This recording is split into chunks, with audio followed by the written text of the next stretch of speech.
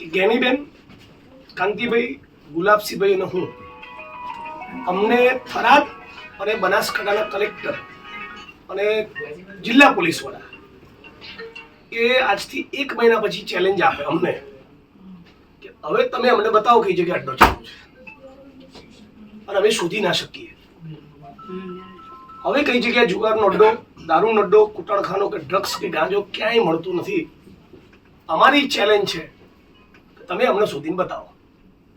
આવી ચેલેન્જ થરાદ અને બનાસકાંઠાના જિલ્લા પોલીસ વડા અને બંને કલેક્ટર અમને આપે અને અમે ઈચ્છીએ છીએ કે અમે નિષ્ફળ જઈએ.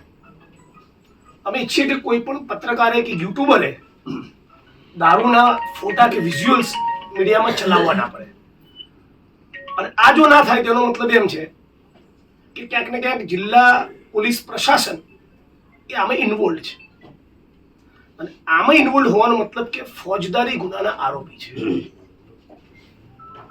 પ્રોહિબિશનની પોલિસી છે. જે દારૂ થરાદ અને બનાસકાંઠાથી નીકળી પાટણ, મહેસાણા, ગાંધીનગર મારફતે અમદાવાદ જતો હોય તો દરેકના જિલ્લા પોલીસ વડા, કલેક્ટરોની જવાબદારી બને છે. અને એ જવાબદારી નિભાવવામાં નાના કર્મચારીની ચૂક થાય તો સ્ટેટ મોનિટરિંગ સેલ એ કોન્સ્ટેબલને સસ્પેન્ડ કરે, હેડ કોન્સ્ટેબલને કરે, એએસઆઈ, પીએસઆઈ ને પીઆઈ કરે, ત્યાં વાત પતી જાય.